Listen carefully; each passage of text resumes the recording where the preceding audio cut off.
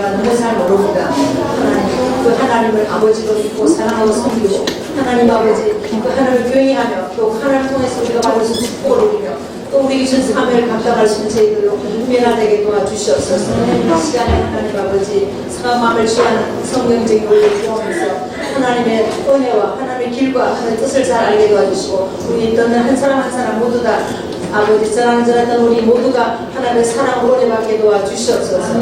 예수님 이름으로 기도합니다. 아멘. 먼저 우리 너무 잘하는 찬송 예수 사랑하시고 들어가는 말씀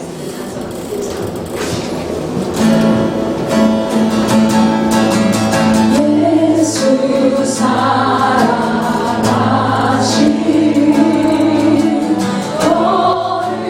거룩하신 말일세 우리 그 약한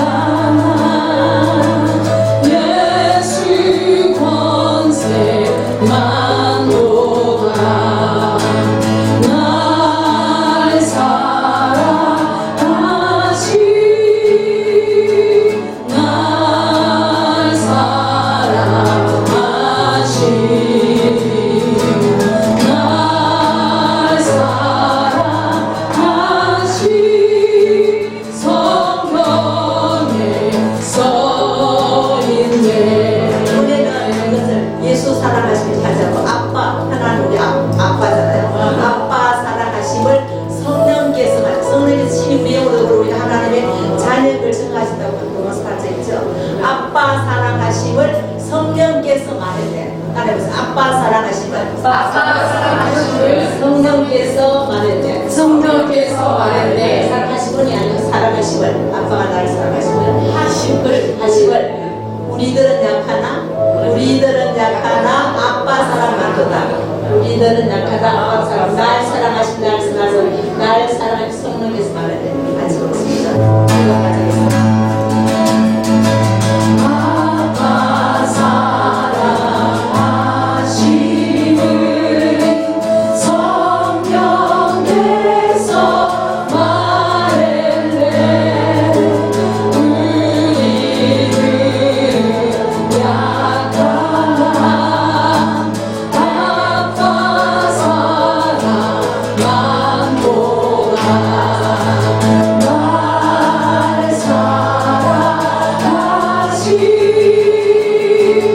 사랑하시 날 사랑하시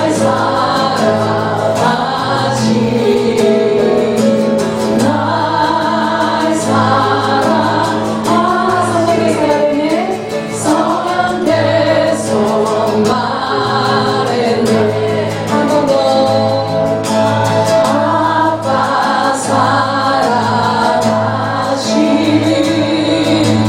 성령께서 말했네.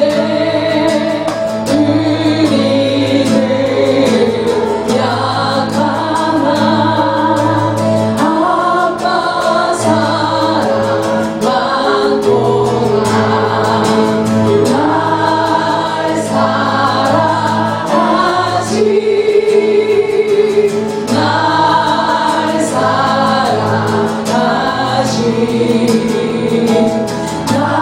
날 사랑하시 성령께서 말했네.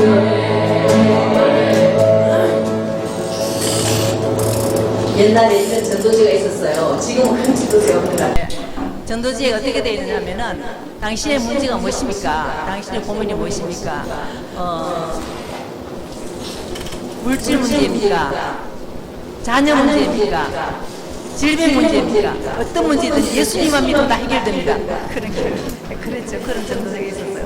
그래서 저도 그 전도자 사람들한테 이렇게 전화하면서 전도를 했는데 그런데 우리가 예수를 믿는다고 다 문제가 해결되는 게 아니잖아요. 많은 문제들이 나도 문제가 있고 성도들이 문제가 있는 거예요.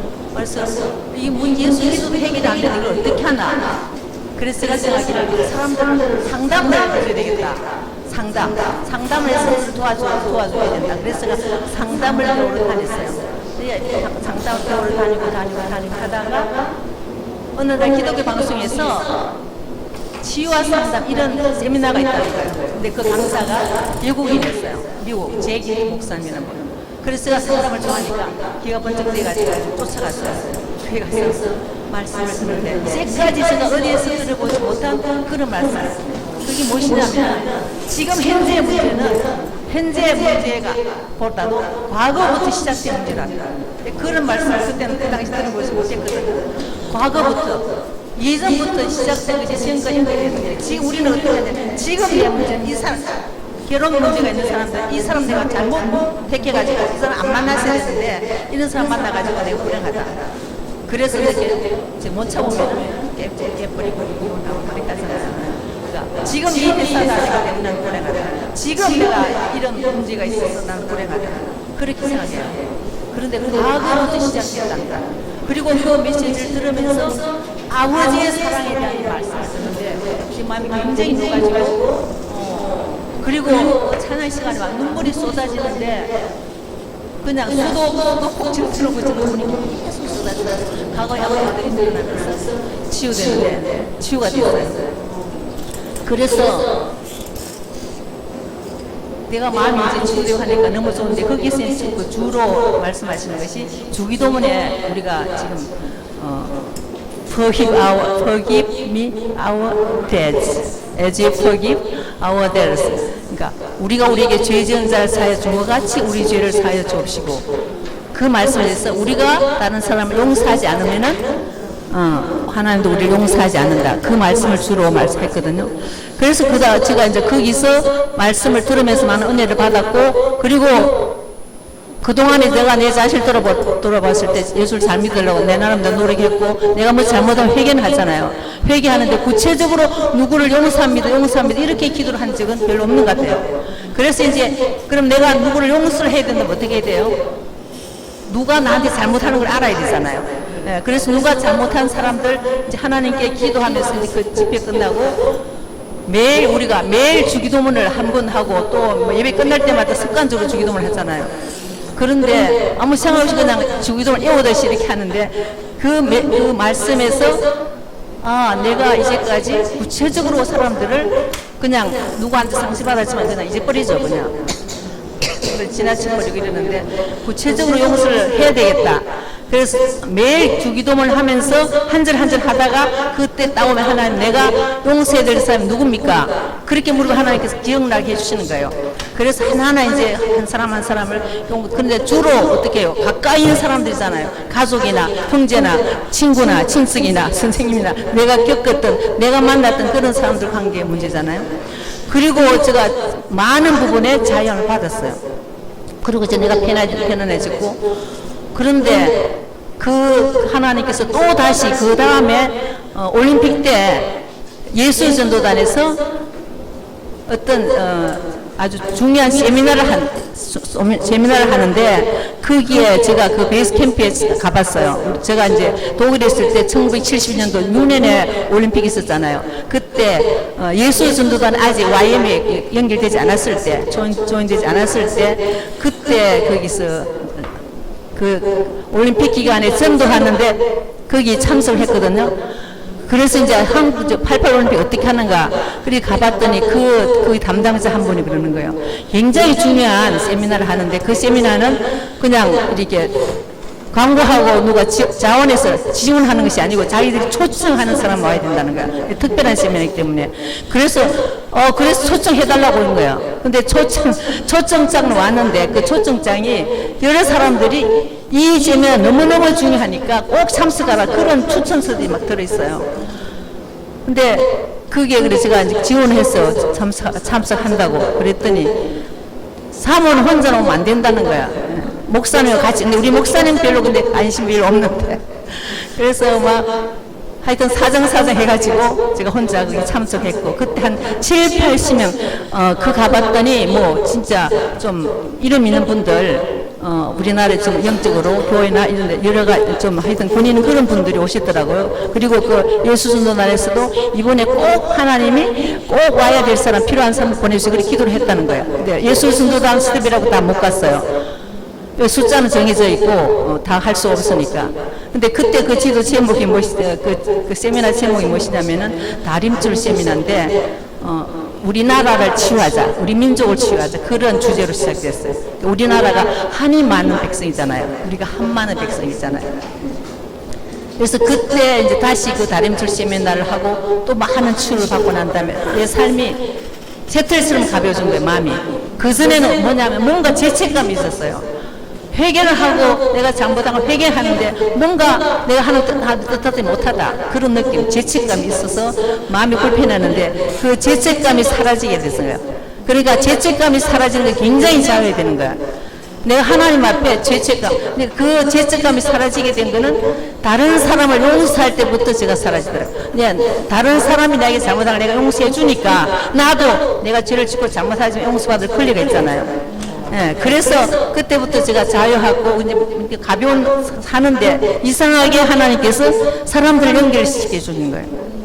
그래서 그때 또 제가 배우는 걸 특별히 좋아해서 어떤 가정생활 세미나인가 거기에 가서 이제 말씀을 듣고 조별 모임에 나누는데 어떤 젊은 7, 8명이었어요. 근데 그 어떤 젊은 자매가 자기 부부 문제를 얘기를 했어요. 자기 부부가 주말 부부라는 거야. 그러니까 주말 부부니까 남편 이제 일주일은 못 보다가 주말에 오면은 남편들 잘해줘야지 이렇게 생각하고 만나면 이상하게 트러블이 생긴다는 거야. 부부 싸움을 한다는 거야. 그래, 그렇게 하고 이제 하니까 자기가 한편으로는 죄책감이 생기고 왜 난 이럴까? 그래, 그런 얘기를 나눴어요. 그래서 제가 이제 배운 거 또 내가 경험한 걸 가지고 조금 얘기를 해줬더니 그 다음 주에 와서 사모님이 말해준 것이 도움이 됐다는 거예요. 그래, 그게, 그러니까 주변 사람, 그게 무엇이냐고. 내가 어디 가서 세미나를 했는데, 그 배워서 그런 거라고 했더니, 그럼 우리한테 좀 가르쳐 주래. 그래서 제가 그랬죠. 그냥 한 시간 뭐 강의 회담하고, 또 뭐 4번 하려면 하고, 어떻게 하니까. 거기 그때 가정생활 세미나 끝나고, 그러면 한 주에 한 번씩 4번을 모이자고 했어요. 그거는 뭔지도 모르고. 그리고 이제 그렇게 그게 제 사역의 시작이, 저는 그게 사역의 시작인지 전혀 몰랐는데, 그래서 그게 매주 딱 모여가지고 말씀을 전달 강의죠. 듣고 말씀을 전하고 기도하는데, 처음에 그 부부 문제 있다는 그 자매한테서 내가 치유받은 것이 그렇게 눈물이 나면서 하나님이 그 자매를 만지시는 거예요. 근데 그 자매가 자랄 때 굉장히 부잣집, 아주 그런 집에서 자랐는데 아버지가 알코올 중독자였어요. 그리고 부부싸움이 너무 심하고 엄마 아빠 싸움이 심하면 자기는 중간에서 그 부부싸움 말리기 위해서 애쓰고 했던 그 고통스러운 기억들, 그 아픔이 많이 있었는데, 그러니까 대부분 사람들이 자랄 때 부모와의 관계, 가정 분위기 안 좋을 때는 결혼하면 난 행복한 가정을 써야 되겠다, 아주 그런 소원이 강력해요. 그런데 그런 행복한 가정이 아니고 또 자기가 싸우는 그런 부부로 되어 있는 거예요. 그리고 아이들이, 남자아이가 학교 안 들어간 아이가 둘이 있는데, 그 남자아이, 그 교회 여전도 사람이 그 아이가 문제가 있다고, 유치부에 그 아이가, 큰 애가 유치부에 다니는데 문제가 있다고. 그래서 그것도 고민인 거야. 근데 어느 날 자기가 보니까 자기가 그 아이를, 자기 아이들 머리를 잡아가지고 벽에다가 콱콱 찌는데, 그리고 난 다음에 자기가 막 무너지는 거야. 자기 어릴 때 아버지 그렇게 했다는 거야. 그런데 그게 너무 싫었는데 자기가 똑같이 하는 거야. 그래서 그때 그 아픔을 드러내고 또 용서하고 회개하고 이걸 반복하면서 그 자매가 굉장히 많이 좋아졌어요. 그리고 그 집에 와서 이제는 처음에는, 그러니까 그 자매가 또 몇 사람 모아가지고 또 와서 말씀을 전해. 그럼 또 한 달, 4번 전하고, 또 누가 다른 사람이 또 이렇게 모임을 만들어서 또 전해요. 또 이래서 나는 한 달이면 끝나나, 한 달이면 끝나다, 이렇게 하다가 나중에는 어떤 집은 6개월 가고, 어떤 집에서는 1년을 하고, 또 어떤 집에서는 6년을 하고,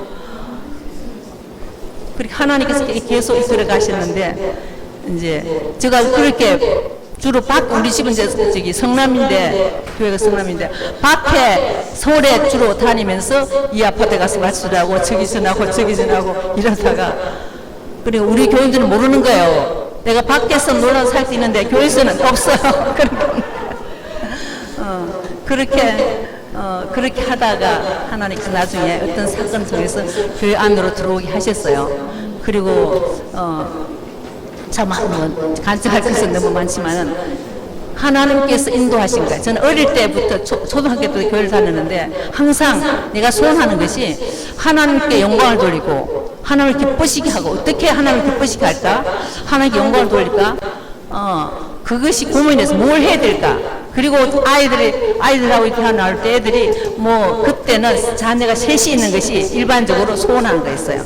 자녀 셋이고 막 우리 그 식구 5명이 알콩달콩 사는 것이 그게 소원이야. 애들이 그러게 하면 나는 근데 만족을 할 수가 없었어.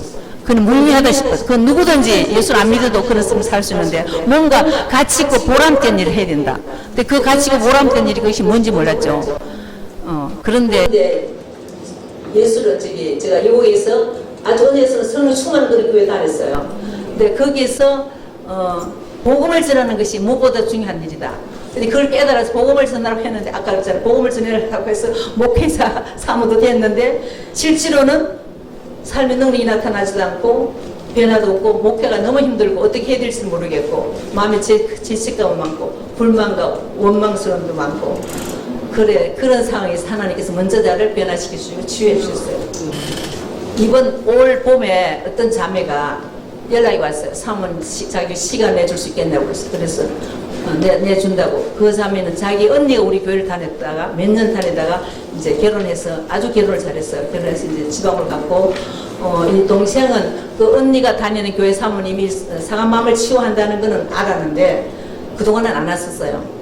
근데 자기가 이제 그래 자기는 누구한테 자기 마음을 드러내는 것을 싫어하는데 너무 이제 목까지 차서 견딜 수가 없어가지고 사모님 찾게 됐다고 그렇게 말하더라고.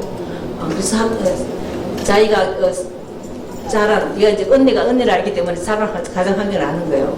근데 가정하기 너무 힘들어서 이제 그 집을 도피하듯이 결혼을 했는데 집을 떠나서 그래도 난 삶을 살 줄 알고 기대했더니 그게 자기가 지리밭을 만났다는 거예요. 지리밭을 만났대요. 그래서 저희 너무너무 힘들다가 날마다 그 자매는 하루에 12번도 더 죽어야 되지 않나. 끝내야 되지 않는가. 이런 생각이 항상 떠나지 않는다는 거예요. 그리고 이제 성격이 막 이제 남편한테 막 퍼부대고 애들한테 그러고 그러면서 남편이 정신과를 가보라고. 근데 자기가 생각해도 자기가 정신과에 가야 되겠는데 자기 친구가 정신과 가는데 도움이 안 되네. 약만 먹고 특별히 도움을 못 받는다. 그러니까 정신과 가도 안 되겠고 용기를 내서 이제 찾아왔다는 거예요. 근데 그 얼굴이 너무나 뭐랄까 분노와 원망이 가득 찬 얼굴이에요. 그래서 일부러 내가 사진을 찍어놨어. 이 자매가 치유되고 변하면 어떻게 될까. 근데 한 3개월, 일주일에 한 번씩 만나 3개월 동안 그 자매를 섬겼는데 3개월쯤 지나가지고 우리가 한 달쯤 전에 3개월 동안 치료받고 뭐가 달라졌나 내가 물어봤어요. 그랬더니 뭐라고 말하냐면은 다른 사람의 눈에 보여요. 때까지는 내가 너무 불행하다. 나는 너무 불행해. 나는 이런 인간 만나고 내가 이런 집에 오고 또 이런 자기 지적 가정에 살아고 너무너무 자기가 불행해서 세상에서 자기밖에 안 보였다는 거야. 그런데 이제 눈이 뜨져가지고 남편이 보이고 자녀가 보이고 시부모가 보이고 다른 사람들이 보이는데 그 남편이 내한테 그 남편은 너무너무 착한 사람인 한데 이제 좀 자기 원하는 돈을 많이 못 벌고 문제를 일으키고 그랬는데 그 남편에 대한 고마움이 생긴다는 거예요. 그리고 내가 다른 사람한테 그 분노를 못한 남편도 항상 퍼붓했는데 그 남편도 너무 잘못했구나. 자기 잘못을 알게 되고 그 남편의 고마움을 알게 되고 자녀들한테 내가 너무 잘못했다. 또 시부모도 그 전에 굉장히 안 좋다고 생각했는데 시부모의 존재이 보이기 시작하는 거예요. 그리고 하나님께 감사할 일이 생기는 거예요. 그리고 제일 중요한 건 죽고 싶은 마음이 없었다는 거예요. 누가 그렇게 했겠어요? 하나님 은혜. 그래서 정말 사람들은 상한 마음을 가지고 있어요. 우리가 이렇게 강력한 중보 기도자가 되고 해야 되죠. 그런데 병이 든다면 우리가 그 일을 못할 거 아니에요. 몸이 병든 사람이 정상적으로 일을 못하죠. 그러니까 마음이 병들면은 우리가 건강한 하나님의 자녀로서 삶을 감당할 수가 없어요. 근데 수많은 사람들이 상한 마음을 가지고 있다는 거죠. 그래서 이 상한 마음을 성경적으로 어떻게 치유할 수 있는가. 그러니까 이 마태복음 9장 35절 우리 같이 한번 읽어보겠습니다. 예수께서 모든 성과 촌에 두루 다니사 저희 해당에서 가르치시며 천국 복음을 전파하시며 모든 병과 약한 것을 고치시니라. 아멘. 예, 예수님께서 이 지상에서 사역하실 때 세 가지 중요 활동에 초점을 맞추고 일을 하신 우리가 다 알고 있습니다. 첫째는 하늘나라 복음을 선포한. 하늘나라는 이 세상 나라 완전히 다른 나라예요. 왕이 다르고 땅이 다르고 헌법이 다르고 그 하늘나라의 복음을 선포하는 일이고, 그 다음에 둘째는 하늘나라 백성이 어떻게 살아가는가 그것을 가르치는 일을 하셨고, 셋째는 몸과 마음의 병든 자를 치유하시는 일을 하셨잖아요.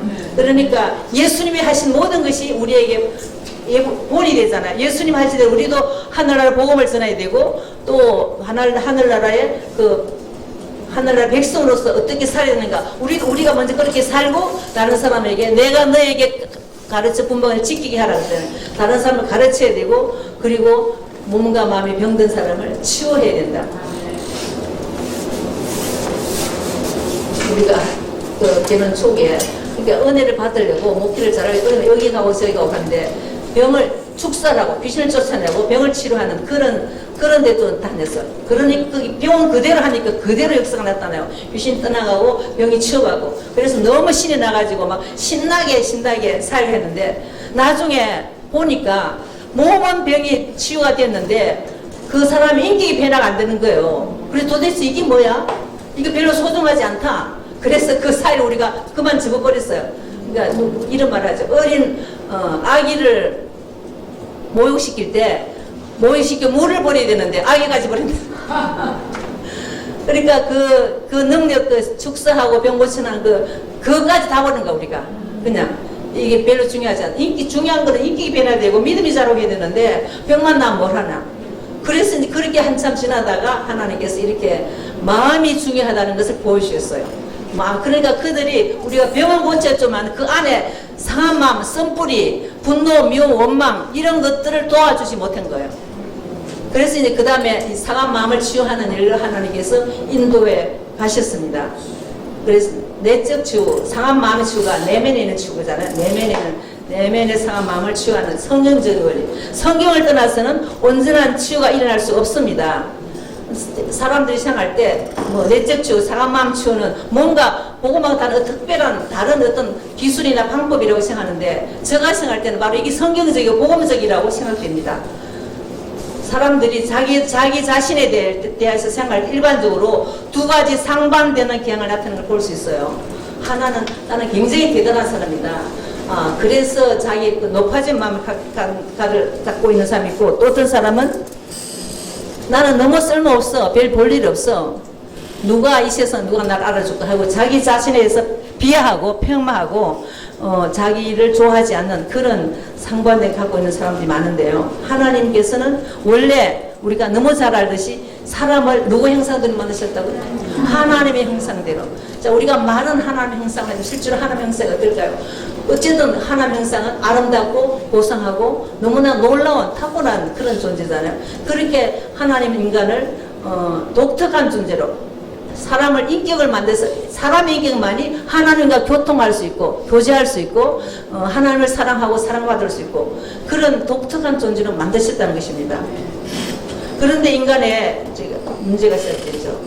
인간의 문제가 하나님께서 천지를 창조하신 후 우리가 잘 창세기 1장 31절에 하나님이 그 지으신 걸 보시기에 심히 좋았더라라고 말씀하셨잖아요. 첫째 날은 뭘 만드셨어요? 빛을 만드셨어요. 밝은 빛이 환하게 비치는 낮과 캄캄하게 빛 없는 어두운 밤을 하나님이 맨 처음 만드셨어요. 첫째 날의 말씀으로 지어냈어요. 제가 초등학교 때 윤현주의라고 해서 배웠는데 그 쳤던 노래예요. 그 첫째 날 빛을 만들고 둘째 날은 궁창을 만드시고 셋째 날은 땅과 풀과 채소와 감옥을 만드시고 넷째 날에는 해와 달과 별을 만드시고 밝은 빛은 환하게 동산에 뜨고 반쪽 달과 꼬마별 밤을 지켜라 하나님이 정답게 만드셨어요. 넷째 날의 말씀으로 지어냈어요. 하나님 만드신 하루하루의 그때 그 너무나 아름다운 그런 하나님은 아름다운 세상을 만드셨잖아요. 다섯째는 하늘에 새들을 만드시고 바다에 물고기를 만드셨고, 여섯째 날 사람 만들기 전에 또 뭘 먼저 만드셨어요? 짐승과 육축을 만드셨어요. 그러니까 하나님께서 사람보다 짐승과 육축을 먼저 만드셨는데, 사람을 짐승의 형상대로 소 형상, 개 형상, 돼지 형상대로 안 만드시고 사람은 하나님의 형상으로 만드셨다는 것이 얼마나 감사한지 몰라요. 근데 사람들은 이렇게 하나님께서 아름답게 완벽하게 만드셨는데, 인간의 범죄로 인해 인간이 사탄에게 속아서 타락하고 범죄함으로 말하는 인간의 문제가 시작됐고 불행이 시작됐어요. 대부분 사람들이, 우리는 그 창조를 잘 우리가 알고 있어도 그렇긴 하지만 어떻게 해요? 내가 지금 돈이 없어 난 불행하다. 아까 문제 해결, 전도질 때 문제 해결 말씀을, 돈이 없어 난 불행해. 또 돈만 있으면 행복할 거야. 또 몸의 병도 생기니까 건강만 되면, 병만 치도 건강만 하면 행복할 거야. 또 저 사람 학교는 다른 사람하고 결혼했으면 난 행복할 거야. 이 교회 안 돼, 다른 교회 다녔으면 성령 충만한 교회에서 행복했을 거야. 이 직장 아니고 더 나은 직장에 내가 다닌다면 행복할 거야. 그렇게 하잖아요. 그런데 인간의 불행이 뭐예요? 하나님과의 관계가 깨어진 것이 인간의 불행이잖아요. 인간의 불행은 제 위치를 떠났다는 거죠. 사탄이 먼저 하나님께 범죄했을 때 어떻게 했어요? 유다서에 보면은 제 위치를 떠난 사탄이라고 했어요. 제 위치. 그러니까 범죄의 간단한 말은 제 위치를 떠난 거예요. 제 위치. 그러니까 인간의 위치를 떠나서 사탄이 뭐라고 했어요? 자기가 그 하나님을 찬양하고 경배한 천사장으로 위치를 떠나서 자기가 하나님을 대적하고 하나님이 되려고 했잖아요. 자기가 이제 위치를 떠나서 망해가지고 인간에게 너희도 위치를 떠나라고 속인 거예요. 네 그냥 하나님 믿지 말고 하나님 말씀 듣지 말고 네가 원하는 대로 네가 하나님 되라. 이거 따먹으면 네가 하나님 된다. 하나님 지혜로워지고 하나님 필요 없어. 하나님 거짓말자이고 먹으면 안 죽는데 그 죽는다고 말 거짓말이야. 또 하나님의 생각에서 하나님 거짓말한 거야. 그래서 인간으로 하면 제 위치를 떠나게 했어요. 그러니까 인간의 위치를 떠나 하나님이 되는 그것이 죄라는 거죠. 그것이 우리를 불행하게 한 것이죠. 그러니까 우리가 우리 삶의 문제 때문에 불행한 것이 아니고 내가 지금 어떤 자리에 있는가, 내가 지금 올바른 위치에 있는가, 그것부터 깨달아야 돼요. 그래서 누가 복음을 가장 짧고 간단한 말로 한다면은 원위치, 따라해서 원위치로 돌아가는 것이 복음이에요.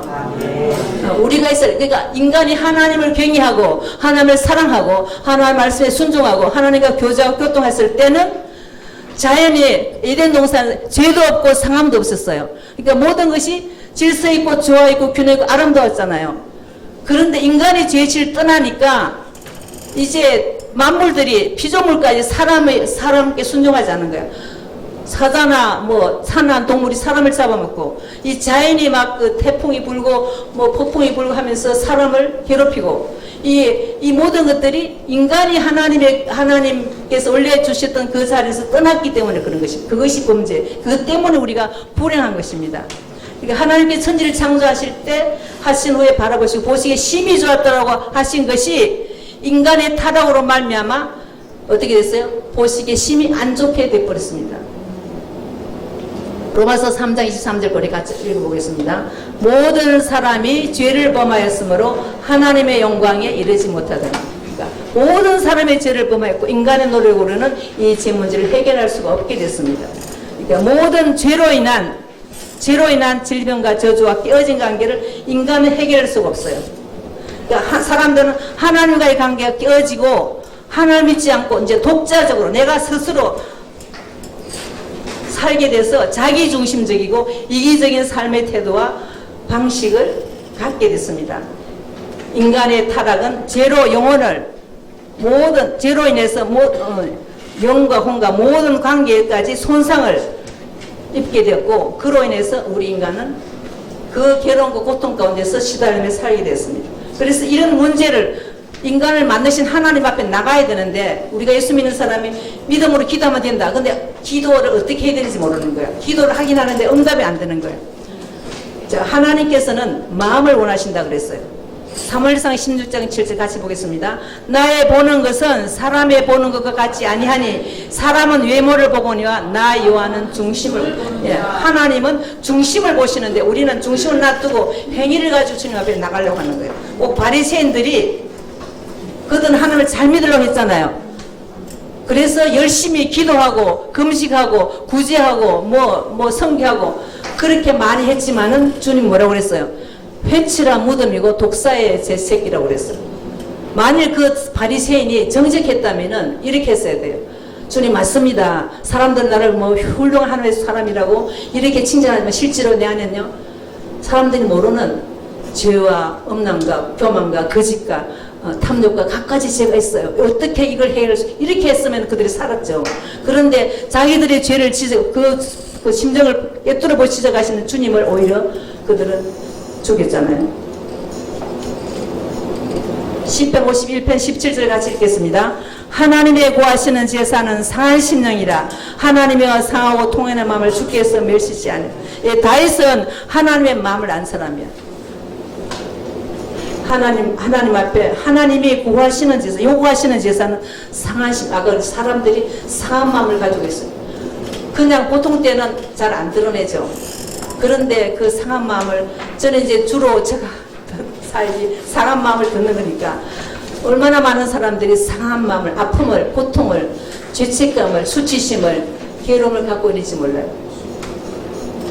그런데 그것을 감추고 선한 일을 하고 의로운 일을 하고 그렇게 했는데 하나님, 그거는 하나님께 나가는 방법이 아니에요. 제가 하는 그 일은 사람들 하여금 정직하게 상한 마음을 가지고 나가서 주님의 치료를 받고 도움을 받을 수 있도록 저는 도와주는 일이에요. 치유는 제가 하는 건 아니에요. 상담은 남의 얘기를 많이 듣는다고 그러잖아요. 제가 보통 사람들이 그 전에 뭐 앙케이트 조사 옛날에는 그런 게 있었어요. 앙케이트 취미가 무엇이냐, 특기가 무엇이냐 그렇게 묻잖아요. 취미는 뭐 독서, 뭐 영화 감상, 뭐 이런 거 취미인데, 안 돼. 특기를 하면 특기가 없는 거예요. 뭐 내가 음악을 잘하냐, 무슨 운동을 잘하냐, 뭐 어떤 기술이냐. 그래서 제가 개발한 것이 하나가 들어주는 특기를 개발해야 되겠다. 그 직장에서 같이 이렇게 식사 시간에 앉아가지고 있으면 사람들이 다 자기 얘기를 하기는 원해요. 막 하는데 이 사람이 얘기 다 끝나게 마무리고 주고 그 다음에 다른 사람 가야 되는데 마무리도 되기 전에 다른 사람이 일을 그럼 그 곤란해요. 그럼 내가 그 사람 얼굴 대주고 들어줘. 아, 사람들은 다 자기 얘기를 하고 싶고 누가 들어주길 원하는데 들어줄 사람 없고 하기를 원하는 사람 많아. 그래서 이 듣는 것, 이 들어주는 것을 제가 노력하고 애쓰니까 그 듣는 것이 어렵지 않더라고요. 저는 이게 상담사에 갈 동안에 제일 오래 들은 사람이 7시간을 들었어요. 매리 기도도 안 하고 나가도 그냥 들어졌어.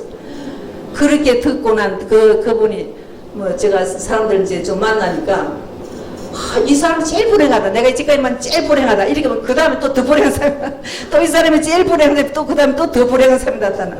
너무너무 불행해가지고 온 몸이 뭐 자기 말로 20가지 넘은 병이 있고 마음이 상하고 뭐 자살을 2번이나 시도했고 하여튼 너무너무 비참한. 그래서 자기는 그 사람의 생각은 뭐냐면은 그 교회에서 예수를 믿고 교회를 열심히 다니는 여전도 회장도 하는데 사람들이 여전도 회원들이 자기 생일날 음식을 준비해서 자기 집에 초청한다겠어요. 그 생일날 한 사람이. 근데 자기가 그게 자기는 이해가 안 되는 거야. 자기는 내 생일을 저주받은 날이라고 생각해.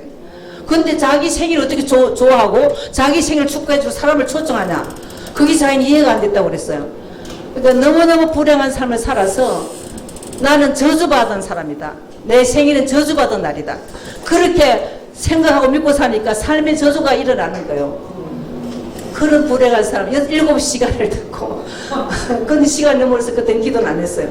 그리고 그때는 제가 그 어떤 교회에서 낮에 한번 세미나 밤에 한번 똑같은 세미나 2주를 했는데 이분이 들어주고 난 다음에 마음이 많이 열려가지고 그 세미나를 참석하고 자기 말로 하늘에서 햇빛보다 더 밝은 바울사도의 빛인 빛인 같아요.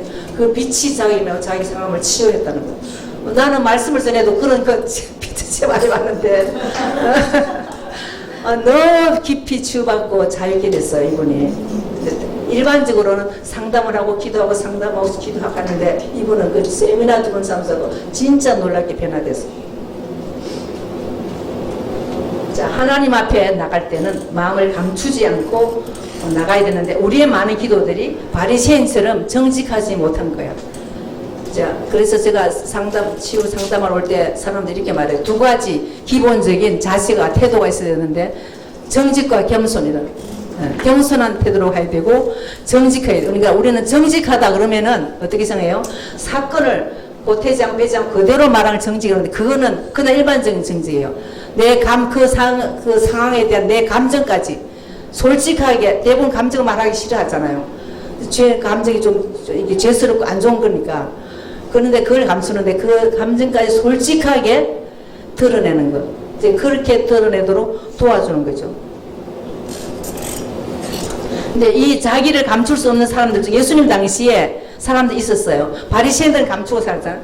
소유권을 감추고 의로운 행위와 의로운 삶을 사는 사람들에게 보여줬는데 감출 수 없는 사람은 어떤 사람들이었을까요? 그 당시 세리, 바리새인 앞에 계실 때 세리가 뒤에서 그랬죠. 하나님, 나는 정말 죄인입니다. 나는 막 지옥 저 제일 밑에 들어가 마땅합니다. 그러나 좀 불쌍히 하고 자기 죄를 드러냈죠. 세리는 동네에서 자기도 자기가 세리고 자기가 떳떳하지 못한 걸 알죠. 자기도 알고 동네 사람도 세리지만 저 인간 쓰레기 민족의 피를 빨아먹은 저런 인간 저런 게 저주하고 지옥에 가야 돼. 동네 사람들이 그걸 비난했어요. 그러니까 감출 수가 없어. 자기 세리 아는 걸 감출 수가 없잖아요. 그리고 창녀는 그것도 동네 사람 다 알죠. 창녀 아니라고 할 수가 없어. 또 너무 가난한 사람, 우리가 조금 가난하면은 좀 괜찮은 옷을 입고 뭐 좋게 포장하고 안 가난한 척 할 수, 너무 가난하면 어떻게 해요? 너무 가난하면은 감출 수가 없어. 노숙인들 감출 수가 없어. 또 병이 너무 심해. 조금 병 들면 우리 여기는 대부분 그래도 별로 안 타잖아. 너무 병이 심하면은 병색이 너무 짙어지면은 자기 병을 감출 수가 없는 거야. 그러니까 세리나 창기나 가난한 자나 병든 자는 예수님 앞에 그대로 있는 모습 그대로. 그래서 주님께서 그들하고 친했어요. 주님은 정직한 자를 원하시니까. 그러니까 바리새인들이 아니 당신이 하나님부터 온 선지자라면 우리같이 어렵고 경건한 하나님 살면서 친해야 되지 저 세리 상기 저는 인간 쓰레기 같은 사람하고 친하느냐. 예수님이 나는 의인을 부르는 것이 아니라 죄인을 부르러 왔다. 저들이 죄인이라고 알고 너희들은 너희가 의인이라고 생각하니까 내가 필요 없지 않지. 나는 병든 자를 위해서 왔다. 저들이 병들었으니까 내가 그걸 고쳐줄 수 있다. 그러니까 우리가 하나님에 나간 데는 정직해야 되고 겸손해야 됩니다. 자, 어떤 사모님이 제가 이제 그 전에 좀 오래됐는데 목회자 세미나를 하게 됐어요. 한 40, 50명, 사모님 한 50명 됐는데 그 중에 한 3분의 1 정도는 사모님이었는데 그 사모님은 그 전에 이제 다른 교회에서 제가 사역했을 때 도움을 받았어. 그래서 이제 기도하는데 다른 분들은 이제 막 이제 상한 마음을 정직하게 드느라고 울고 막 기도하는데 한 사모님이 아주 소프라노로 막 은혜선 찬송을 부른 거예요. 그 분위기에 다 울고 막 이렇게 하는데 그래서 내가 그 사모님에 가서 사모님은 상처가 없어요. 그랬더니 내가 믿음으로 살았으면 됐지 뭐 내가 회개해야 되고 내가 변화돼야 되는데 뭐 이렇게 굉장히 어렵까지 말하잖아요. 그래서 그 동조가 안 돼 거기서. 근데 이제 따로 같이 기도한 시간 말고 따로 이제 개인 상담을 개인상 필요한 사람 오라고 그랬더니 목사님이 그 사모님 손을 잡고 사모님 우리 집사람 좀 고쳐주세요. 자기가 봐도 집사람이 자기 시험을 목사님 어머니고 사모님 시험을 자기 어머니한테 당하고 동생들한테 당하고 굉장히 억울한데 맨날 자기 죄, 내 죄 때문에 큰 며느리면 이래야 되는데 내가 큰 며느리 노릇 못했으니까 그렇지. 그러니까 내가 해야 돼. 이렇게 사모님이 한 거야. 목사님이 너무 답답한 거예요. 그래서 그 사모님한테 사모님 정직하게 말해야 된다고. 자, 우리가 어떻게 보면은 내 죄 때문에 그래. 내 죄 때문에. 그러면은 굉장히 그게 어렵고 옳은 것 같은데 다른 사람 아까 제가 사람들을 치유하는데 주로 정직하게 도와줘야 되고 남을 용서해야 된다고 그러잖아요. 내 죄 때문만 보면 내가 회개해야 되지 용서할 일이 없잖아요. 용서는 누가 잘못한 사람을 용서하는 거지. 그러니까 사모님 남을 용서하지 않은 거예요. 목사님 봐도 자기 어머니가 잘못했고 신우들이 잘못한데 사모님은 내 죄, 그러니까 내가 그랬죠. 사모님이 회개하고 회개해서 그런 변화가 되었느냐고. 변화가 안 되잖아요. 많은 사람들이 이렇게 기도를 잘못 알고 있는 거예요. 그래서 그날 사모님이 정직하기 시작했어. 그랬더니 그 속에 막 분노가 그동안에 참고 참았던 그 억울함이 터져나오는 거예요. 막 뒤집어지고 댕굴 고르고 막 그랬어요. 그리고 나니까 어떻게 해요? 자기에게 잘못해서 시험을 용서할 수 있게 됐고, 또 시누이들 용서하고, 또 나도 그동안에 품고 있었잖아요. 실제로는 말 안 했지만은 당신이 나한테 이렇게 해서 그 마음 기쁜 거 자기 죄가 드러나는 거야. 정직하면은 용서할 수도 있고 회개할 수도 있어요. 그래서 사모님이 그날 진짜 깨끗하게 깊이 치료받았어. 그래서 얼굴이 환해져 가지고 그 다음 시간이 왔더라고요. 자, 하나님의 해결책은, 인간의 문제에 대해서 하는 해결책은 두 가지입니다. 크게 십자가의 역사와 성령의 역사입니다. 인본적인 내적 치유도 많이 있어요. 저는 인본주의라고 다 잘못됐다고 생각하진 않아요. 그 묶인 감정을 풀어내고 상처를 치유하는 그런 인본주의 방법이 있어요. 그러나 우리는 예수를 믿기 때문에 성경적인 방법이에요. 하나님이 인간을 만드셨고, 인간을 만드셔서 하나님을 치유하실 수 있잖아요. 십자가, 예수 그리스도의 십자가에서 우리의 모든 죄와 저주와 고통과 사망과 이런 모든 것을 예수님이 해결하셨잖아요. 예수님은 우리가 가슴에서 고통하는 상처의 깊이를 다 헤아리십니다. 히브리서 4장 15절에 우리에게 있는 대제사장은 우리 연약함을 체월하지 아니하는 자가 아니요 모든 일에 우리와 한결같이 시험을 받은 자로 돼 죄는 없으리라. 예수님은 우리의 고통과 슬픔과 아픔을 다 체월하셨어요. 다 느끼시고 다 경험하셨다고. 예수님이 인간으로 오셔서, 하나님이신 그분이 죄를 알지도 못하는 분이 인간으로 오셔서 인간이 당하는 외로움과 고통과 괴로움과 배신감과 가난과 질병과 뭐 온갖 아픔을 다 깨끗했잖아요. 죄는 없으시지만. 그래서 우리가 고통을 당할 때, 슬픔을 당할 때, 수치를 당할 때 사람들이 이렇게 말해요. 아무도 내 고통을 몰라. 아무도. 그래서 누가 아시는 분이 한 분 계시잖아요. 예수 그리스도가 계시는 거예요. 예수님 앞에 정직하게 예수님이 네 고통을 내가 안다. 내가 너를 이해한다. 예수님은 우리를 비난하지 않으시고 불쌍히 계세요. 어떤 자매가 어릴 때 자기 아버지가 담배를 제대로 사서 피울 수가 없어가지고 가난해서 딸한테 남자들이 많이 있는 거기에 담배를 피우고 꽁초를 이렇게 버리고 가잖아요. 딸한테 그 꽁초를 주우라는 일을 시키는 거야. 근데 자기는 그 꽁초를 주울 때마다 그게 너무나 부끄럽고 수치스러웠어요. 그런데 그 기억이 아직도 자기 있었어. 그래 그럼 치우기도 할 때 항상 그때로 같이 예수님 돌아가자고 그래. 돌아가서 그때 사람들이 보는데 그 자기가 어린 아이가, 여자아이가 꽁초를 줄 때 너무 수치스럽고 부끄러운데 예수님이 거기 마신 거야. 예수님이 긴 도포자락한 옷으로 자기를 가리고 주더라고. 그러니까 그 어린아이의 슬픔과 수치를 예수님 아신 거예요. 그래서 그걸 경험하면서 막 울면서 그때 그 수치감이 채우되는 것을 봤습니다. 성령은 주 여호와의 신이 내게 같이 읽겠습니다. 주 여호와의 신이 내게 임하셨으니 이는 여호와께서 내게 기름을 부으사 가난한 자에게 아름다운 소식을 전하게 하려 하십니다. 나를 보내사 마음이 상한 자를 고치며 포로된 자에게 자유를, 갇힌 자에게 노임을 선포하며. 예, 성령께서 예수 그리스도께 임하셔서 예수님이 복음을 전하시고 아름다운 소식을 전하고 또 마음이 상한 자를 고치신다는 것이에요. 예수님은 마음이 상한, 우리가 마음이 상했기 때문에 예수님이 고치시는 거예요. 포로된, 많은 사람들이 포로된, 우리가 예수 믿으면 자유케 됐다 하는데 실제로는 우리 삶에 많은 묶임이 있어요. 또 갇혀있고, 성령께서는 이렇게 포로되어 있고 갇혀있고 눌려있는 자를 자유케 하시는 분입니다. 특별히 성령의 사역을 묘사하는 명칭이 있는데 예수님께서 요한복음 14장 20절에 말씀하셨습니다. 파라클레이토스, 위로자, 돕는 자라는 이름입니다. 그래서 이 위로자, 돕는 자, 그 성령님의 도우심을 받기 위해서는 우리가 하나님 앞에 정직하게 나가야 된다. 정직하게 나간다 말 제가 생각할 때 이래요. 우리가 몸이 아파서 의사한테 간다면은 옷을 입고 진찰 받지 못하잖아요. 의사가 와서 옷을 벗기지 않죠. 내가 이 몸이 아프다고 옷을 벗고 진찰을 받고 진료를 받잖아요. 그러면 내가 정직할 만큼 나를 드러내면은, 내 아픔을 드러내면, 환부를 드러내면 의사는 더 깊은 곳에 검사하고 더 깊은 질병을 찾아내서 수술해주고 치료해주죠. 그러니까 우리가 또 마찬가지. 우리가 하나님 앞에 성령의 도움을 받으려면은 그 환부에, 그 상한 마음에 성령께서 임하셔야 돼. 그거는 내가 먼저 정직하게 나가야 되는 것입니다. 그럴 때 성령께서 우리가 성령의 역사 안으로 우리의 상처난 부분을 열어놓아야 된다는 것입니다. 성령님은 말씀을 통해서 역사하십니다. 많은 사람들이 어릴 때 상처를 받고 난 다음에 사탄이 거짓말을 심어주는 거예요. 이봐, 너희 엄마가 이렇게 너를 사랑하지 않기 때문에 이렇게 한 거야. 너 아빠가 너를 미워해. 하나님도 너를 미워해. 하나님도 네 기도를 들어주지 않아. 이런 거짓말을 심어줘요. 그러면 그 거짓말을 믿고 자라는 거예요.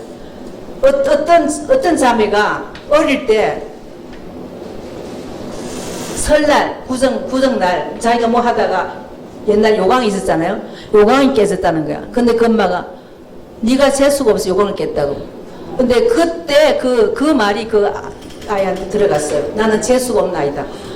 그런데 그 얼마 후에 자기 삼촌이 뭐 무슨 일을 죽게 됐대요. 그러니까 아무도 말하지 않았는데 내가 재수가 없어 삼촌이 죽는가 보다. 그러니까 항상 거짓말을 갖고 나는 재수가 없는데 내가 하는 일이 안 돼. 모든 일이 다 나는 재수가 없어. 이런 거짓말을 믿고 사는 사람들이 실제로 많이 있어요. 그리고 이미 또 부모들이 잘못 말한 것도 많이 있어요. 말하지 않아도 그런 또 자기 그런 암시적인 메시지를 받는 사람도 있잖아요. 그래서 하나님은 요한복음 8장 30절에 진리를 알지니 진리가 너희를 알. 하나님은 우리에게 진리를 말씀하시는 분이에요. 예수님이 내가 곧 길이요 진리요 생명이라고 그랬잖아요. 진리를 알 때, 깨달을 때, 인식할 때, 진리를 주장할 때, 진리를 믿고 선포할 때 이 거짓이 깨어지는 거예요.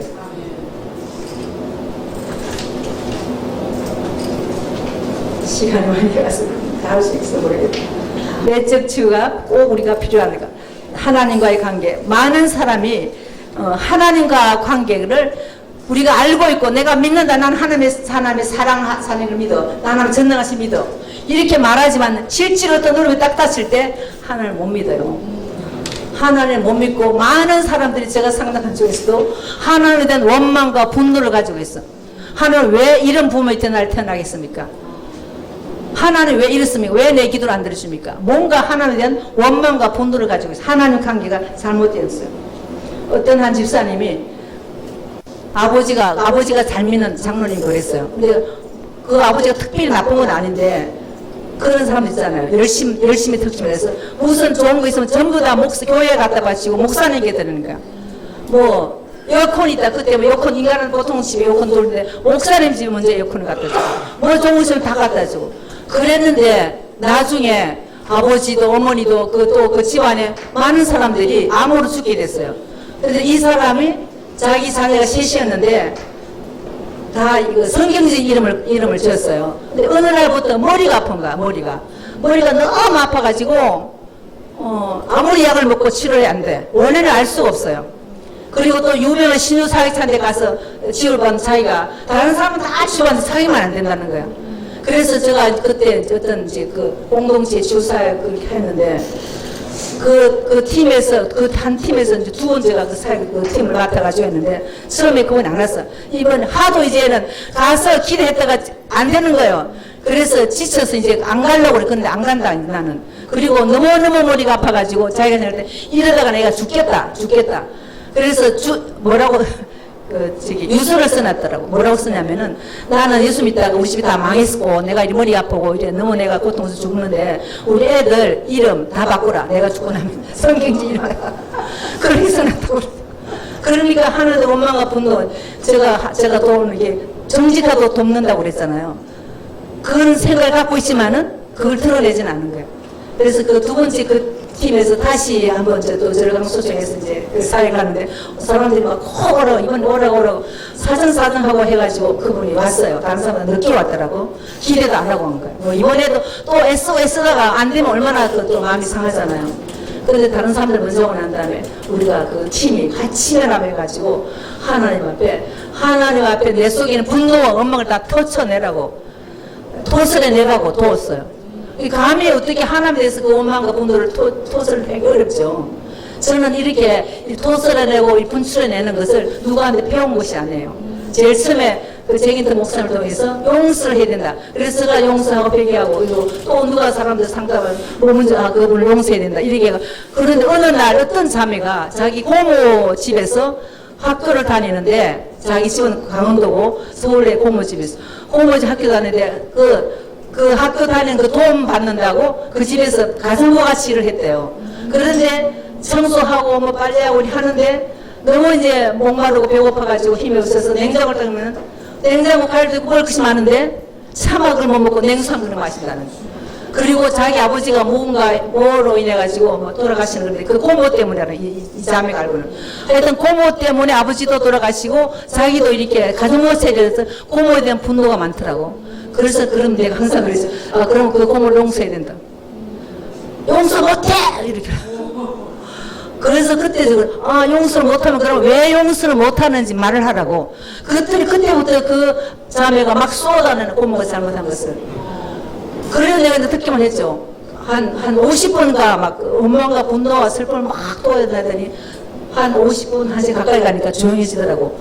그래서 내가 이제 용서할 수 있겠다, 할 수 있겠다. 그래서 그때 내가 배운 거예요. 성령님도 하심으로. 아, 용서가 쉽게 안 되는 사람들은 정직하게 직면해가지고 이것을 드러내야 되는구나.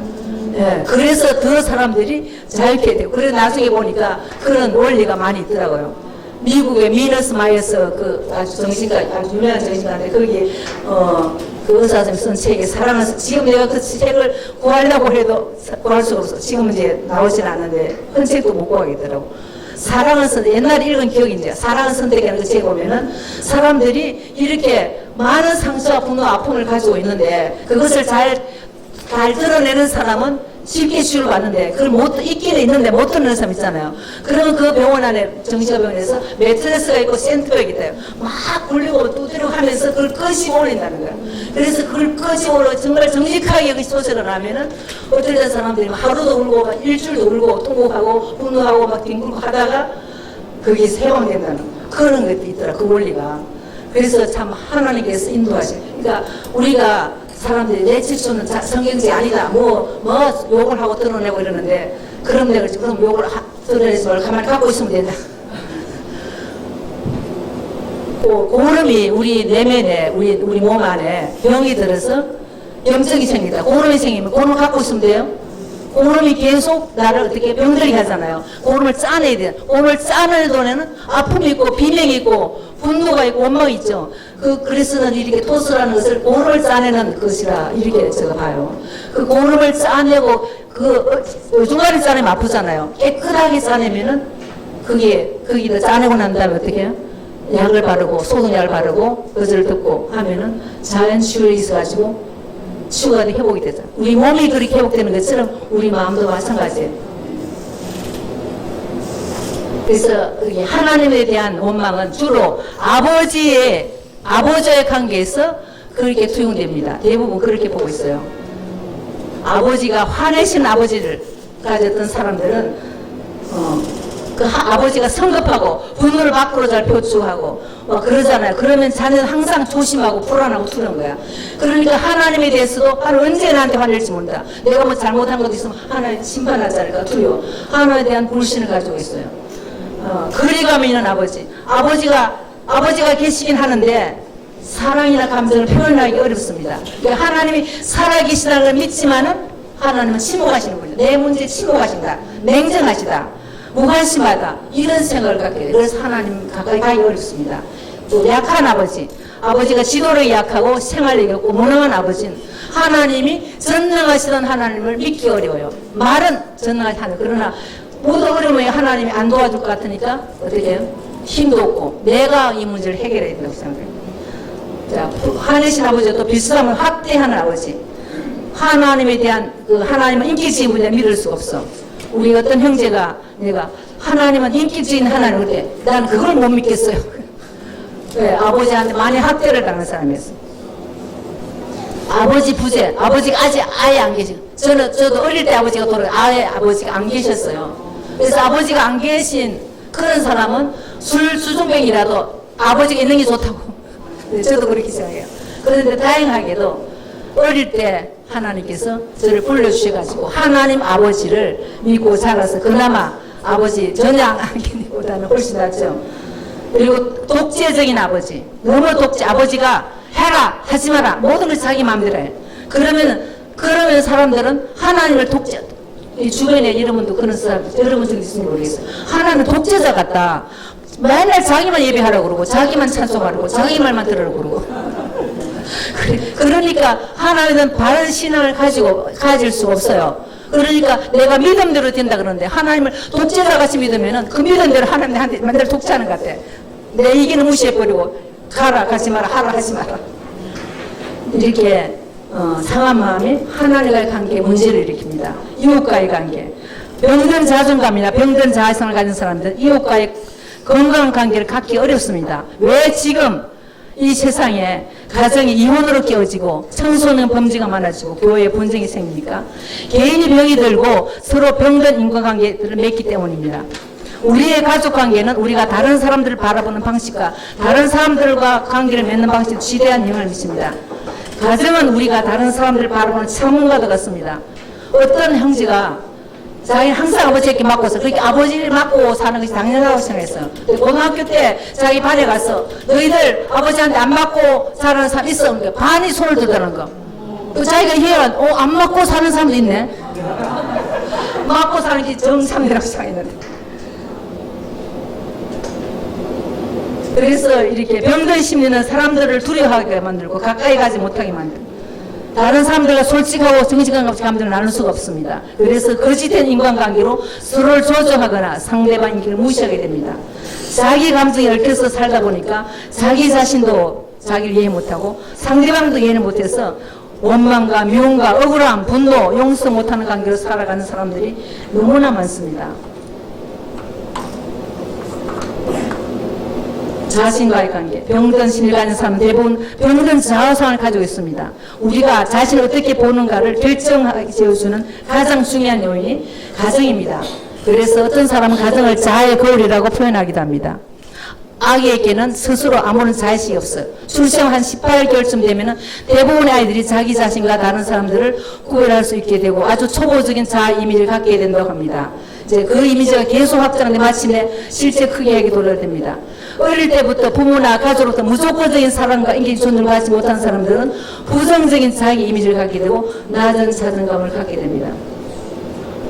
예, 상한 마음을 치유하는 과정은 먼저는 제가 상담은 주로 듣는 거라고 그랬잖아요. 근데 이 치유는 내가 듣지만은 주님께서 그때 같이 들으시고 그 사람을 하여금 성령님을 만나 성령 치유하시고 저는 조력자예요. 그러니까 꼭 병원에서 의사가 수술하고 치유하는 사람 의사지만 간호사한테 돕는 것처럼 저는 돕는 역할, 조력자 역할을. 그리고 성령님과 함께 죄와 상처를 직면하기. 많은 사람들이 상처를 직면하기가 두려워합니다. 우리가 병원에 가서 한 번에 치유받기 어렵잖아요. 마음이 꼭 마찬가지예요. 그런데 성령님과 함께 가면은 그것을 감당할 수가 있어요. 상담보다 같이 도와주는 거예요. 현재 받은 상처를 기억하고 드러내고 또 각각의 발달 시기와 단계에서 받은 상처와 억압된 슬픔, 분노 등을 표출하도록 도와줍니다. 태중은 우리 인생 중에 인생에 세 생이 있어요. 태생, 인생, 영생. 태생은 태중에 10개월이죠. 그러니까 태생은 내가 선택하는 건 아니에요. 내가 이런 부모를 선택하지 않았어요. 내가 어떤 그 환경을 선택한 게 아니잖아요. 어쩔 수 없이 그 부모, 그 어머니 태중에서 10개월을 보내는데 그 태중에서 어떻게 살았는가가 인생을 어떻게 사는가가 결정이 되는 거예요. 굉장히 중요한 부분이에요. 그래서 불신자들도 태교를 굉장히 중요시 여기잖아요. 지금은 참 그래도 낮은 편이에요. 태중에서 겪은 불행하고 힘들고 어려웠던 사람들은 인생이 힘들어요. 근데 하나님은 전지전능하신 분이라 예수 그리스도는 어제나 오늘 영원토록 동일하시다. 그래서 그 태중에까지 같이 가서 그 상처를 치료해 주세요. 제가 참 또 책에 보니까 태중도 하면 치유하신다. 그렇게 제가 사역한 동안에. 그런데 어느 날 어떤 분이 이렇게 몸을 딱 입고 버리겠는데 이래요. 어떨 때 울든지 또 어떤 태도가 이상한 게 있어요. 자기 의도하지 않은 어떤 이상한 행동이에요. 그래서 조금 이상할 땐 저는 물어봐요. 막 이상하게 울면은 너는 어디에서 몇 살에 이렇게 물어봐. 그 애가 이 몸을 딱 구부려가지고 있어. 40년이 된 사람인데 너 지금 어디에서 이게 엄마 뱃속이야 이렇게 말해요. 그런데 이렇게 말해요. 나는 아빠가 싫어. 나는 세상이 싫어. 세상에 나가지 않을 거야. 난 아빠 피가 싫어. 그건 뭐냐? 그 엄마가 아버지를 안 좋아하는 거예요. 엄마의 감정 느끼고 그 아이가 그대로져요. 그러니까 엄마가 아빠를 싫어하니까 걔가 아이가 나도 싫어. 자기도 싫고 아빠도 싫고 세상도 싫고. 이 태중에서 이런 것들이 경험된다. 태중치유가 진짜 중요해요. 한 번은 이걸 어떤 분이 제가 이제 이 사역을 하는 걸 어떤 교회에서 사역을 하고 그 교회에서 이제 말씀 전국 집회를 하는데 끝나면 저녁 예배 끝나면은 기도실에 가서 사람들이 막 기도를 해달라고 그래요. 그런데 이제 같이 저를 통해 치유받은 사람들이 같이 이제 도와주고 기도하는데 막 기도가 거의 새벽까지 막 이어져요.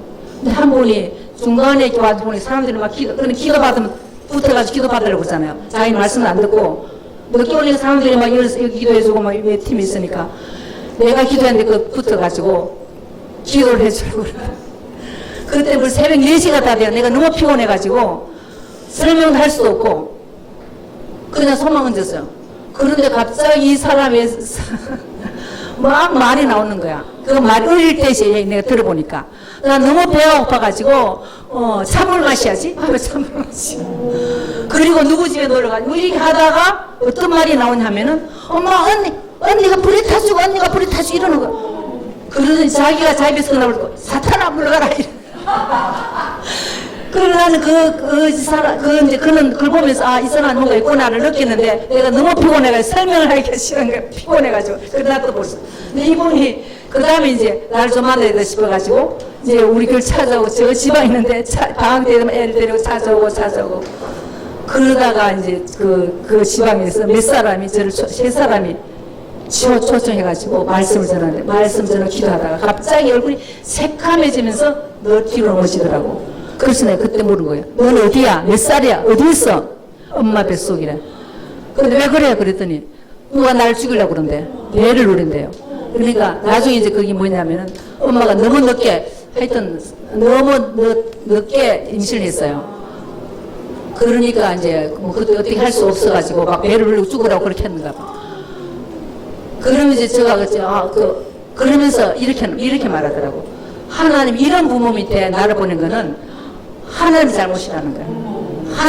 내가 하나님께 복수를 해야 된다는 거. 그러면서 그 대중의 아이가 이렇게 손을 이렇게 부문을 내가지고 붙잡고 내가 뼈가 생길 때 이렇게 했으니까 내가 몸으로 당신한테 복수를 해야 된다고. 그러게 무슨 말이 나오더라고. 그러니까 그 아이의 생각보다도 악화적인 그 아이에게 준 생각이에요. 아이 스스로 그런 걸 할 수 없죠. 그리고 이 사람이 어느 날 고등학교까지 잘 다니다가 느닷없이 집을 나가지고 자기 발로 술집으로 간 거예요. 그러니까 몸으로 죄를 지는 거죠. 그 몸으로 죄를 지는 것이 하나님께 복수하는 것이 나타난 거예요. 그러니까 얼마나 비참하고 그래요. 그 사람이 자기 문제를 많이 알고 이제 나중에 진짜 많이 그 사람 원래 기도를 굉장히 많이 하는데 기도를 많이 하니까 치유도 잘 되더라고. 많은 부분의 치유가 회복됐는데 참 하나님이 하신 일이 놀라요. 그러니까 태중에 우리가 도저히 알 수 아까 그랬잖아. 그 사람이 아까 언니가 불이 타지고 그리고 나 다음에 기도 그때 이제 올 일을 말했죠. 아마 그런 게 속에 어떤 경험이 있는가 보다고. 근데 자기 언니가 없대요. 오빠들만 있고. 그런데 어머니 돌아가시고 아버지 돌아가시고 물어볼 데가 없어. 그런데 어느 날 자기가 진짜 결혼식에 갔는데 자기를 보니 저쪽에 앉는 사람들이 제가 그때 죽은 걔 동생이야 이러더라고요. 우리 언니가 죽었구나. 그 사람 통해 알았대요. 그리고 이제 다시 기도하니까 그게 나오더라고. 그게 무엇이냐면은 언니가 간질병이 있었어요. 근데 옛날에 복해서 불을 떼잖아요. 나무. 불을 떼었는데 그때 발작이 일어나는가 봐. 그래 발작이 일어나가지고 옷에 불이 치마에 붙었는데 막 너무 고통스러우니까 한편은 발작 한편은 고통스러우니까 그때 자기 아기를 한 2살이나 작은 아기로서 옆에 있었는데 자기를 막 붙잡고 도와주는데 자기도 애가 어떻게 얼음도 통이 얼는데 그때 그 고통 자기가 어떻게 해야 될지 모르는 그걸 자기가 본 거예요. 무의식 속에 들어있었던 거야. 이분한테도 그런 간질이 그런 게 있었어요. 근데 하나님이 치유해 주시고 너무너무 놀랍게 변화됐어요. 이렇게 태중에서 많은 우리나라 사람들은 아들을 원했는데 딸이라. 그래서 거절받았죠. 태중에서 거절받고 또 애를 미워해서 그런 게 아니고 뭐 부부관계 힘들고 시집살이 힘들면은 아이가 같이 힘들고 그 태중은 인생의 그 기초와 같잖아요. 건축의 기초와 같아. 근데 그 기초가 잘못된 거예요. 그리고 다음에 인생이 어떻게 7, 80년, 90년, 지금 100년까지 인생이 어떻게 이제 태중은 내가 선택하는 건 아니에요. 그런데 인생은 우리가 선택하는 거잖아요. 말씀대로 순종할 건가 안 할 건가 내가 선택하는 거예요. 인생을 어떻게 살아가는가에 대해서 영생이 결정돼요. 그러니까 중요한 건 인생이죠. 태중은 뭐 우리가 어떻게 할 수가 없어. 하나는 은혜로 이제 주받을 수는 있지만은. 그러니까 우리가 중요한 이 생들 하나하나가 굉장히 중요한 거예요. 출생과 또 출생에 아들을 원했는데 딸이 나왔다. 뭐 출생 때 유년 시절, 청소년기, 청년기, 결혼시기 그 인간의 발달 시기에 많은 아픔과 고통들이 있습니다. 그리고 충격적인 사건들, 무슨 물에 빠져 죽을 뻔했던 것, 또 교통사고, 뭐 그런 사고도 있잖아요. 또 질병들, 거절과 버림받은 고통, 사고나 이별의 기억들. 자, 이런 것들이 우리 안에서 우리의 현재 삶에 영향을 미친다는 거예요. 여기 내적 맹실 이런 건 따로 한 시간을 해야 돼요. 고통을 당할 때 사람들 뭔가 맹실을 해요. 어려라. 그러니까 어른 때보다 어릴 때 맹시한 내적인 맹실, 내적인 다짐이에요. 나는 절대 안 할 거야. 어떤 자매가 치료를 하는데 도저히 이 자매는 안 드러나는 거야. 자기 삶에 지금 문제가 어려움이 있는데 안 드러나요. 기억도 안 난다는 거야. 그런데 어느 날 하나님께서 사모하고 어느 날 확 그 기억을 드러내주셨어요. 그때는 이 자매에는 아무도 다른 사람하고 그 자매만 드러났어요. 어릴 때 너무 깊은 그 거절과 아픔이 드러났는데 그 아이가 이러는 거야. 나는 절대 울지 않을 거야. 그게 맹세예요. 난 절대 이렇게 말해요. 절대 안 할 거야. 절대. 그러니까 이 내적 맹세는 죄죠. 그날 이 자매가 그 자기 안에 그걸 보면서 진짜 하나님께 이제 용서하고 회개하고 그때 하나님의 방은 찬에 너무너무 아름다운 찬이 나오더라고. 그 영혼이 자유게 돼서. 또 우리는 또 6.25를 겪었기 때문에 전쟁에 고통 있는 사람도 있어요. 전쟁에 그 막 폭격이 막 하늘 비행기 폭격하고 총을 쏴고 내가 이 치유사를 하면은 억압되는 것들이 행동으로 나오는 사람이 있어. 근데 어떨 때는 너무 우스워서 내가 웃으면 안 되는데 이빨을 깨물어야 돼. 아주 진지할 때잖아요. 진지한 가면 이빨을 깨물니다. 이래요. 그 하나님께서 어떤 근사님을 드러내서 이래요. 총을 막 총이에요. 총살 빗발 같은 총인데 그때 그걸 하나님 드러내 주시더라고요.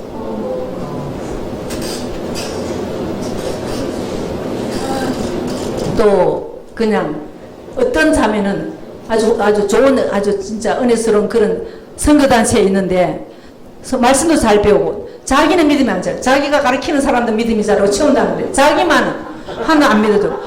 그러니까 도대체 왜 그럴까? 근데 하나님께서 자기가 모르고 이적분을 드러냈어요. 그때 6.25 때 출생 엄마가 만사에 됐어요. 전쟁에서 피난을 가는데 자기 때문에 피난을 못 가는 거야. 그래서 헛간에서 아기를 낳는데 어른도 살기 어려운 때잖아. 위험하니까. 그래 이 아이가 핏덩이에 나서 어떻게 그게 죽으래 엎어놓은 거야. 3일 동안. 계속 보내서 죽었을 텐데. 그러니까 그 아이가 버림받은 거야. 부모한테 버림받았다고 하나도 날 버렸다.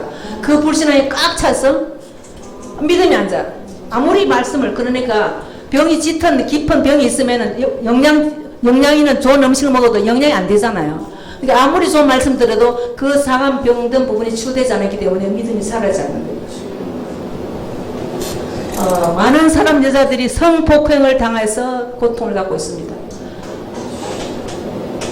어떤 분이 이혼하려고 부부관계 너무 문제 이혼을 하려고 했어. 근데 자기는 그걸 몰랐어요.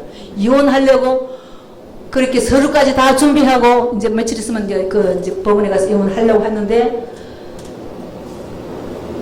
하나님께서 드러내셨어. 어릴 때 친척한테 성폭행을 당했다는.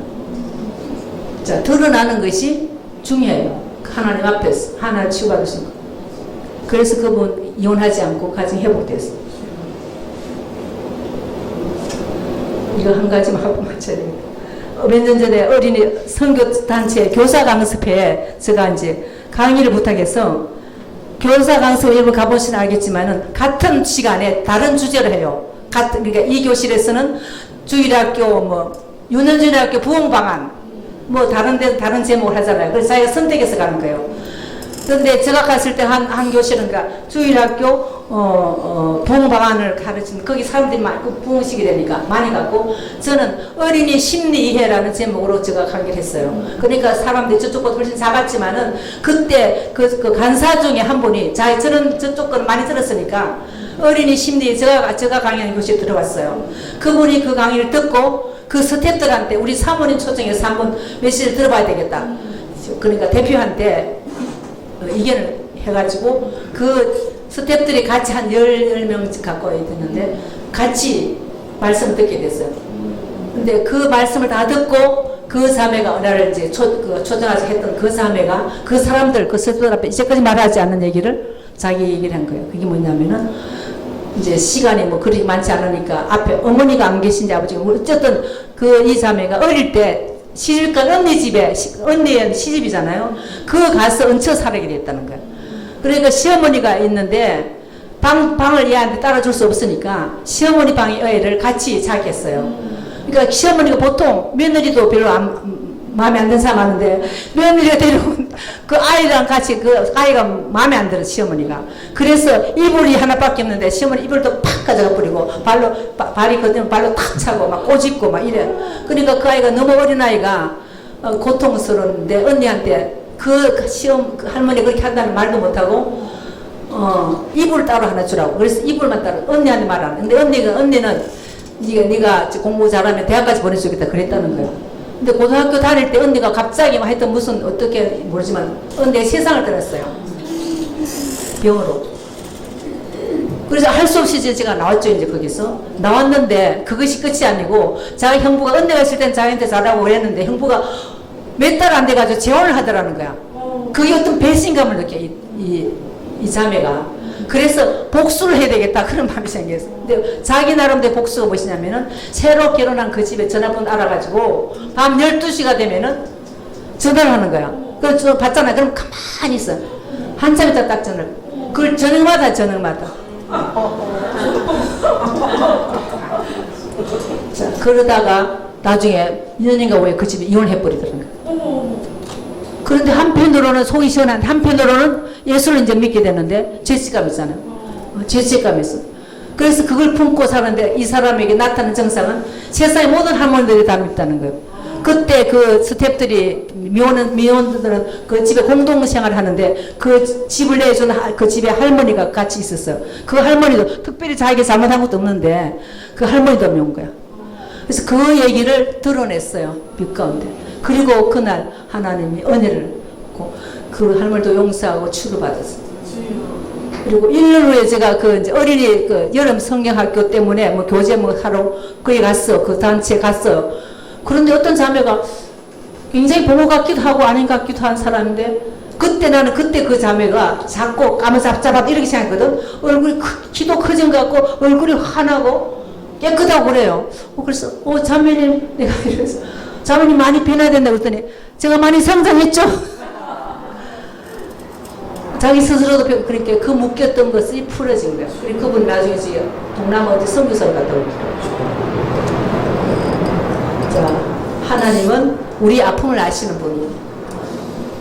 그리고 우리가 누구한테 딱 피해만 본 것이 아니고 상처받은 사람은 학대받은 사람 또 남을 학대가 남에게 피해를 주게 돼요. 죄를 지게 돼요. 실제로 상한 마음을 많이 추하면 나중에는 내가 회개할 것이 많구나. 회개를 하게 됩니다. 회개하고 용서하고 그리고 다른 나의 상처 준 사람들도 그들도 누구한테 상처를 받았고 그렇잖아요. 그들도 그런 사람이 되고 싶지 않았을 텐데 그들을 축복해. 복음은 우리를 자유케 하잖아요. 화평케 하는 자는 하나님의 아들을 일컬음을 받으겠습니다. 우리가 하나님의 자녀로서 하나님 나라 백성은 화평케 하는 사람이 돼요. 나 때문에 하나님 관계가 사람 화평케 되고 사람과 사람 관계가 화평케 되고 부부 관계 화평케 되고 부모 자녀 관계 화평케 되고 그래서 제가 이 사역에 굉장히 보람을 느낍니다. 여러분도 여러분 자신 안에 문제가 있다면 주님 앞에 드러내서 치유되고 회복되기를 바랍니다. 예, 특별히 도움이 필요한 사람은 제가 도와드릴게요. 우리 같이 기도하겠습니다. 우리 소리내서 잠깐 이렇게 하나님 내 안에 있는 아픔들 기억나게 하시고 치유받고 잘게 되게 달라. 우리 같이 한 1, 2분간 동안 기도하겠습니다. 할렐루야. 하나님 아버지, 이 시간에 참으로 우리 안에 아픔이 있고 슬픔이 있고 분노가 있고 고통이 있습니다. 하나님 너무나 그동안에 눌러놓고 아버지 직면하지 않고 하나님 아버지 하나님 그렇게 살았으면 이제 이 아픔을 주님 앞에 드러내서 치유받고 자유케 되기를 원합니다. 하나님 막힌 담을 열고 사랑과의 막힌 담을 열고 나와 내 자신과의 막힌 담을 흐려지게 도와주시고 십자가의 복음과 성령의 능력으로 하나님 아버지 치유되고 자유케 되게 도와주시옵소서. 하나님께서 우리를 아버지 창조하시고 우리를 빚으시고 우리를 구원해 주시고 우리를 아버지 용서하시는데 하나님 복음의 능력이 우리 삶에 우리 인생에 적용돼서 치유되고 자유케 되게 하시고 나만 치유되고 자유케 하시라. 하나님 이웃을 치유하고 나를 치유할 수 있고 열방을 치유하는데 우리가 쓰임받게 도와주시옵소서. 할렐루야. 하나님 감사합니다.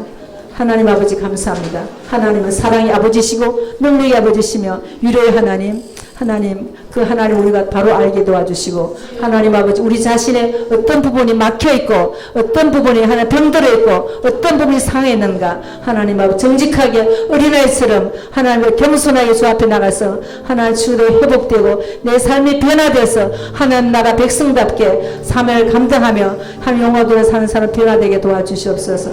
감사합니다. 한 사람 한 사람을 축복합니다. 예수님 이름으로 기도합니다. 우리 하나님